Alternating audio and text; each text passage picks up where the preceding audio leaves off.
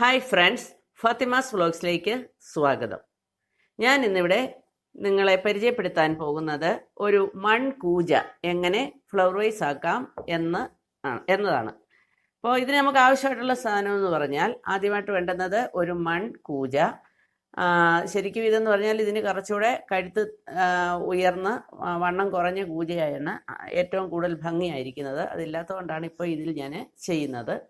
പിന്നെ അതിലേക്ക് നമുക്ക് അടിക്കാനായിട്ടുള്ള പെയിൻറ്റ് എന്ന് പറയുമ്പോൾ ഇപ്പം ഞാൻ എടുത്തിരിക്കുന്നത് കറുത്ത പെയിൻ്റാണ്. നമുക്ക് ഇഷ്ടമുള്ള പെയിൻറ്റ് ഏത് വേണമെങ്കിലും നമുക്കതിലേക്ക് യൂസ് ചെയ്യാം. ഇപ്പോൾ കുറച്ചുകൂടെ അതിലേക്ക് ആഡ് ചെയ്യുന്ന പൂക്കളൊക്കെ ഒന്ന് പ്രൊജക്റ്റ് ചെയ്ത് കാണണമെങ്കിൽ ബ്ലാക്ക് ആയിരിക്കും അതിൻ്റെ ബാക്ക്ഗ്രൗണ്ടായിട്ട് വരുന്നത് കൂടുതൽ ഭംഗി. അതുകൊണ്ടാണ് ഞാൻ കറുത്തത് എടുത്തത്. പിന്നെ വേണ്ടത് നമ്മൾ ഉപയോഗിക്കുന്ന ഈ ചോക്കിനെ നന്നായിട്ട് പൊടിച്ച് ഇതുപോലെ നൈസായിട്ട് നമ്മുടെ അരിമാവൊക്കെ പോലെ നൈസാക്കി നമ്മൾ മിക്സിയിൽ പൊടിച്ച് അരിച്ചെടുത്തിരിക്കുന്ന ഈ പൊടിയെ. പിന്നെ വേണ്ടുന്നത് ഇതിലേക്ക് ചേർക്കാനുള്ള ഫെവിക്കോള്, അടുത്തത് നമ്മുടെ ഫാബ്രിക് പെയിൻറ്റ്, പിന്നെ ബ്രഷും. അപ്പോൾ ഇതിൻ്റെ ആദ്യത്തെ ഒരു ഘട്ടമെന്ന് പറഞ്ഞാൽ നമ്മൾ ചെയ്യുന്നത് ഈ കൂജയെ പെയിൻ്റ് അടിച്ച് കറുപ്പിക്കുക എന്നുള്ളതാണ്. അപ്പോൾ ഞാനതിനെ പെയിൻ്റ് അടിച്ച് കറുപ്പിച്ചിട്ട് വരാം. അപ്പോൾ ഞാൻ നമ്മുടെ കുടം കറുത്ത പെയിൻ്റ് അടിച്ച് നല്ല കുട്ടപ്പനാക്കിയിട്ടുണ്ട്. അടുത്തതായി ഞാൻ നേരത്തെ നിങ്ങളെ പരിചയപ്പെടുത്തുന്ന ചോക്ക് പൊടിച്ചിങ്ങനെ മാവ് പോലെ വെച്ചിരിക്കുന്ന ഈ പൊടി നമുക്ക് ഫെവിക്കോൾ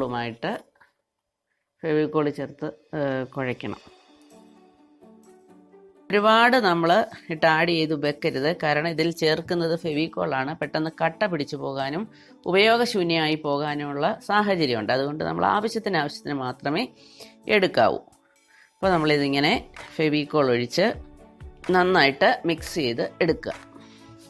അപ്പോൾ നമ്മുടെ ഫെവിക്കോൾ കൊണ്ട് ഞാൻ ചോക്ക് പൊടി ഇങ്ങനെ മിക്സ് ചെയ്ത് ഇതുപോലെ ആക്കിയിട്ടുണ്ട്. ശരിക്കും നമ്മുടെ ചപ്പാത്തിയുടെ അതേ ഒരു രീതിയിലായിരിക്കണം ഇത്. ഇനി നമുക്കിഷ്ടമുള്ള രീതിയിൽ ഇതിലേക്ക് നമുക്ക് ഈ ചോക്ക് പൊടിയെ അപ്ലൈ ചെയ്യാം. അത് ഓരോരുത്തർക്കും ഓരോ ഇഷ്ടമാണ്. പലതരം പൂക്കളാകാം, എന്തെങ്കിലും ആകാം. ഞാനിപ്പോൾ എന്താണെങ്കിലും ഒരു റോസപ്പൂവാണ് ഉണ്ടാക്കാനായിട്ട് പോകുന്നത്. എന്നിത് ഇങ്ങനെ ചെറിയൊരു ഇതെടുക്കുക, എന്നിട്ട് ഇങ്ങനെ ഒന്ന് പരത്തിയതിന് ശേഷം ഇവിടെയൊക്കെ ഇങ്ങനെ ഒരു ചെറിയ ഇതിടുക. എന്നിട്ട് ഇങ്ങനെ വെച്ചിട്ട് ഇങ്ങനെ ഒന്ന് ഞെക്കി കൊടുത്താൽ മതി. കണ്ട, ഒരു റോസാപ്പൂവിൻ്റെ ഇതളിൻ്റെ ആകൃതിയായി. എന്നിട്ട് നമ്മളത് ഇങ്ങോട്ടേക്ക് ആഡ് ചെയ്യണം. ഇങ്ങനെ വെറുതെ ഒന്ന് വെച്ച് ഞെക്കിയും കൊടുത്താൽ മതി, കാരണം ഫെവിക്കോൾ ഇതിൻ്റെ അകത്തുള്ളത് കൊണ്ട് നന്നായിട്ട് അതങ്ങ് ഒട്ടിപ്പിടിച്ചോളും. കണ്ട, അങ്ങനെ നമ്മൾ ഈ ഇതളുകളെല്ലാം ഇതിലേക്ക് അപ്ലൈ ചെയ്യുക.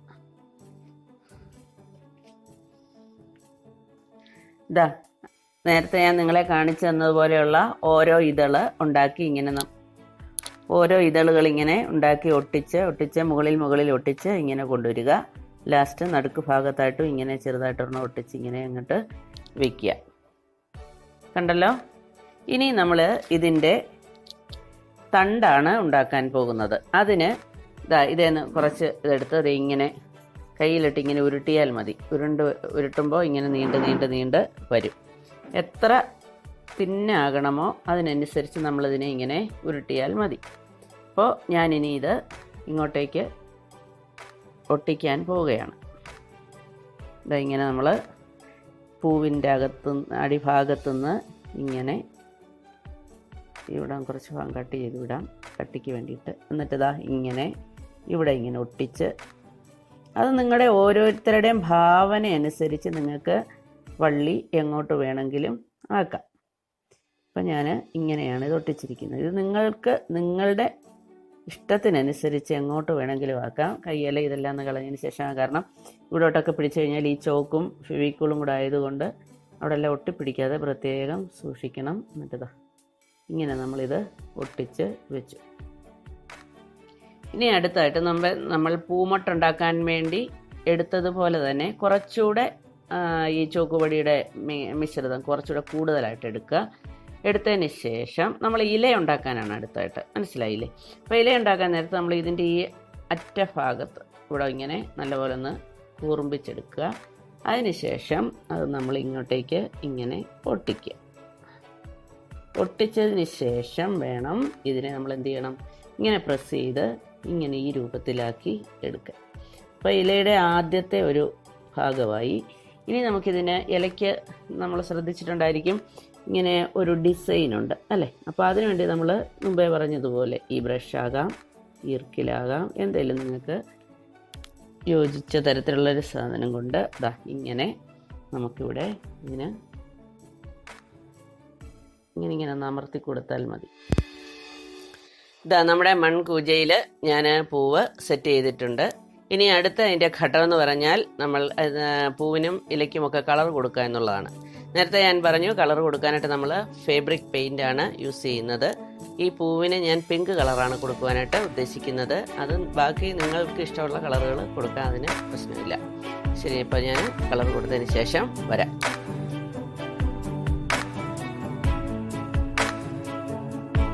നമ്മുടെ ഫ്ലവർ വേസ് ഏതാണ്ട് പൂർത്തീകരിച്ചിട്ടുണ്ട്. ഞാൻ പൂവിന് മൊട്ടിനും പിങ്ക് കളറും കൊടുത്ത് ഇലയ്ക്ക് ഗ്രീൻ കളറും കൊടുത്തു. ഇനി നിങ്ങൾക്ക് ഞാൻ നേരത്തെ പറഞ്ഞ പോലെ തന്നെ നിങ്ങൾക്ക് കളറുകൾ ചേഞ്ച് ചെയ്യാം. എന്ത് വേണമെങ്കിലും അത് നിങ്ങളുടെ ഇഷ്ടം പോലെ ചെയ്യാം. അപ്പോൾ നമ്മുടെ മൺകൂജയിൽ തീർത്ത ഫ്ലവർ വേസ്